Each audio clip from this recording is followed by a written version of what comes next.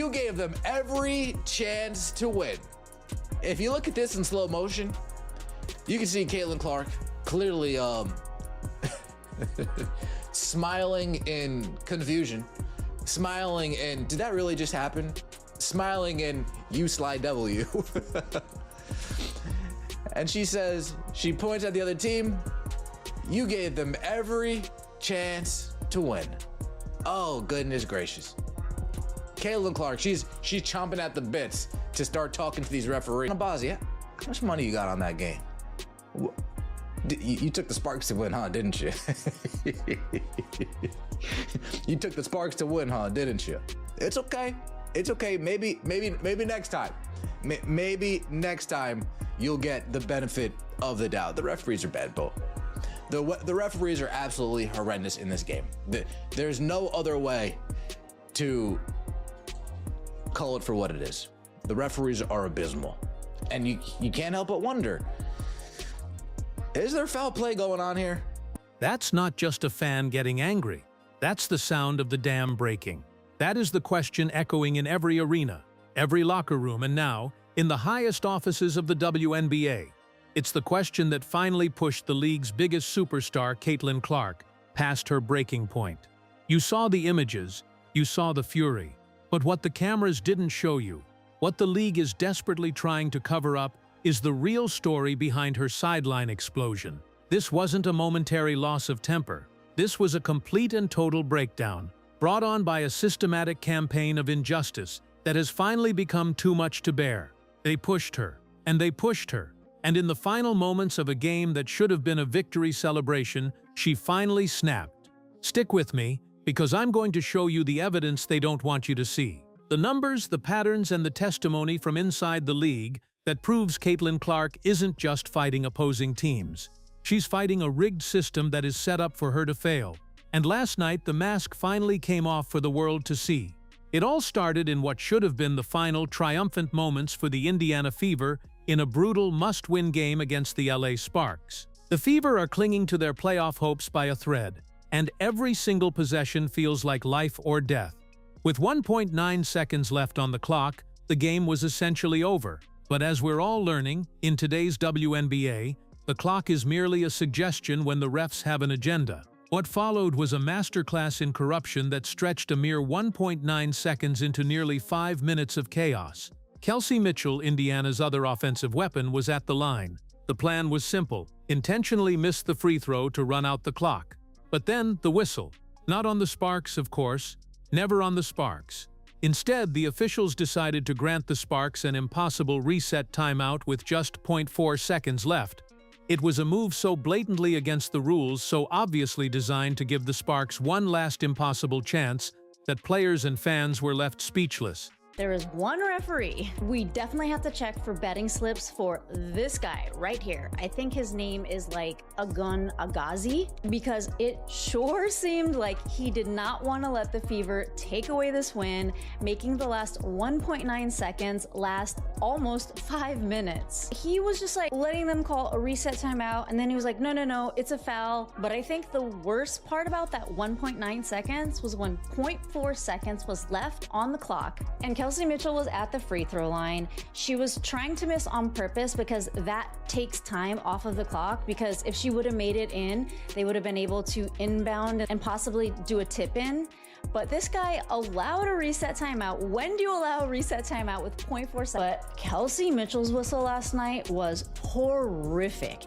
And Kelsey drove to the basket a lot. She is the type of person that just like goes through a lot of defenders, and she wasn't getting a call. This really was not her game. She was not hitting it from the three whatsoever, but everyone is entitled to having a bad game here and there. And I think she was kind of due for one because of the tear that she's been on lately. Even Sydney Colson took to Twitter to talk about it, saying, at a certain point in the league's existence, I'm gonna need Kelsey Mitchell to get the same whistle as other stars. The way she gets assaulted is insane. This guy allowed a reset timeout. Think about the audacity of that. In a professional league, a referee single-handedly invented a rule to manipulate the outcome of a game in its final second. Everyone saw it. Everyone knew what was happening. And on the sideline, forced to watch helplessly while recovering from an injury that has already stolen most of her season, Caitlin Clark saw it too, and that's when she broke. This wasn't a quiet complaint. This was a primal scream.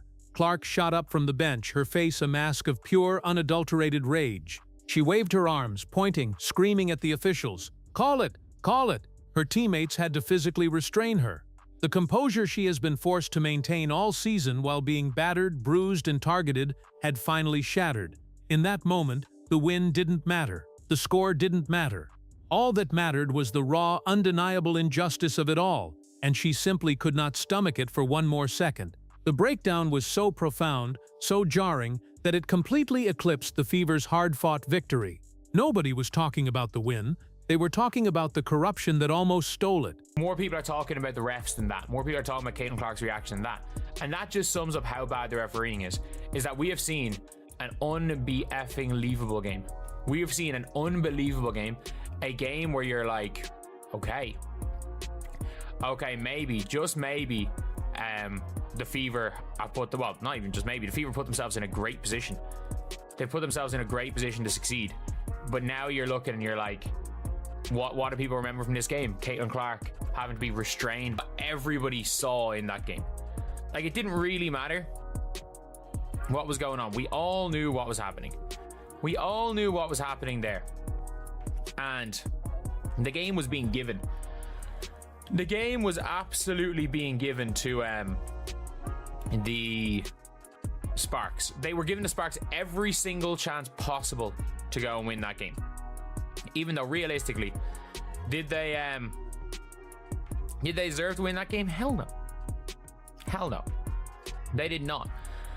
And I mean that. They did not deserve. Why do people remember from this game Caitlin Clark having to be restrained? That's the question, isn't it? And the answer is because her breakdown wasn't an overreaction. It was a mirror reflecting the ugly truth of the league. And I have the proof. For this to be just a simple breakdown, you'd have to believe this was an isolated incident.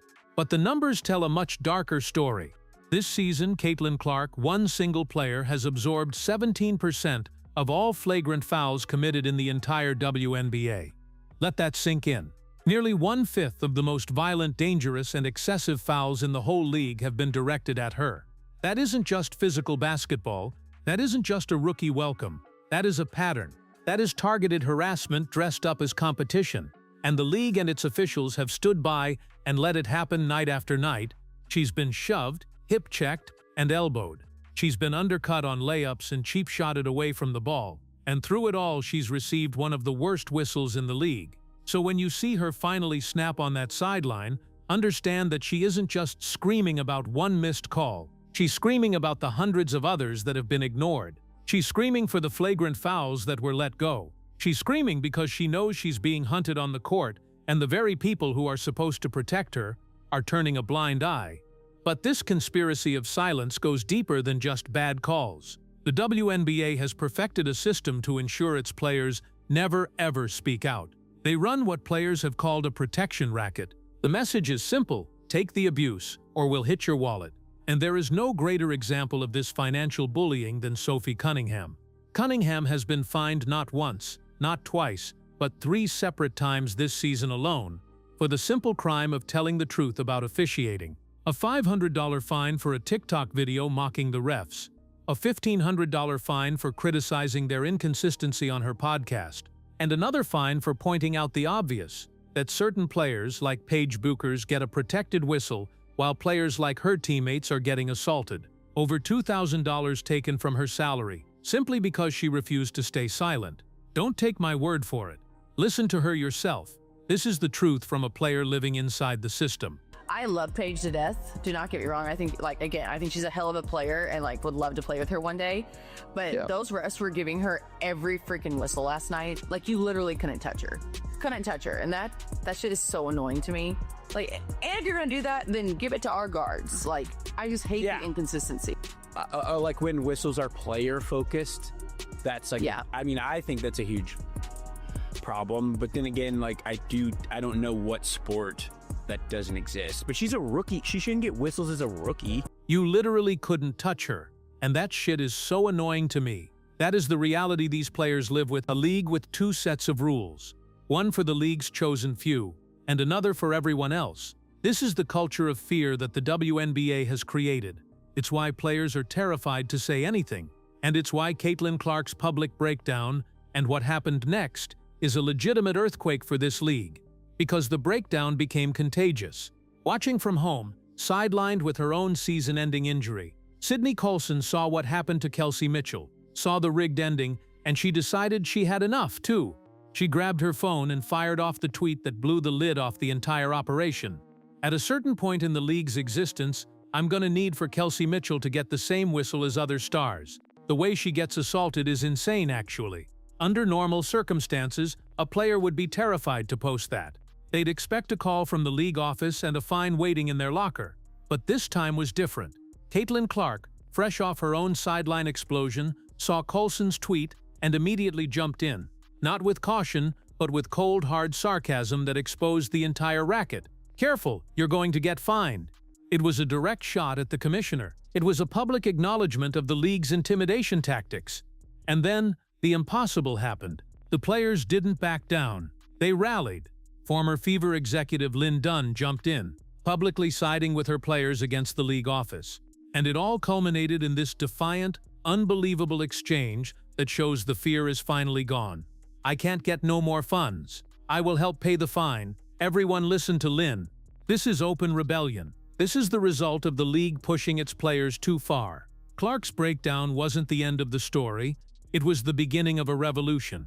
It gave other players the courage to speak. It validated every fan who has screamed at their TV about the biased officiating. Fans don't see a player who lost her cool. They see a hero who finally stood up and said what they've all been thinking. They see someone who is finally fighting back. Y'all saw Caitlin Clark crash out on the bald head ref last night. I'm not mad about it. The fix was completely in. That's the truth. The fans know it, the players know it, and the league knows it. This isn't about incompetence anymore. The patterns are too consistent. The bias is too obvious. This brings us back to that one referee. The man who manipulated the end of the game. The man who players and fans are openly accusing of being on the take. His name is reportedly Agassi, and he has been at the center of controversial calls all season long. It was his decisions that directly led to Clark's explosion. It is his actions that have people screaming about corruption. Who you betting on? And mind you, there was some problems going on with the shot clock throughout the game. But man, there is no way. Right at the end of the game, you should be on top of it. You telling me you're not paying attention to when some hands touch that ball? Come on, man. And then to reward them with the timeout, like, fam, that's crazy work. Look, Caitlin Clark, like, what is going on here? She's like, no. Look, Caitlin ready to run the floor. This dude right here. And from what I've seen, the man has been a part of controversial calls all year.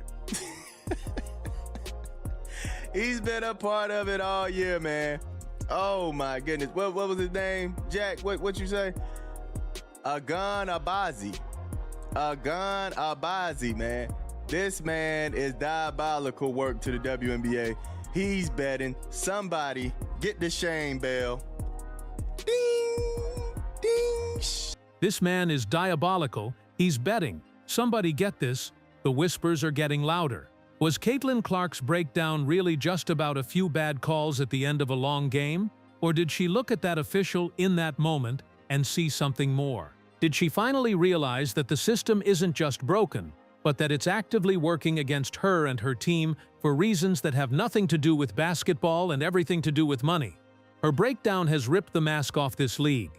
The players are speaking out, the fans are demanding answers, and the rumors of a federal investigation into the WNBA's officiating are growing stronger by the day.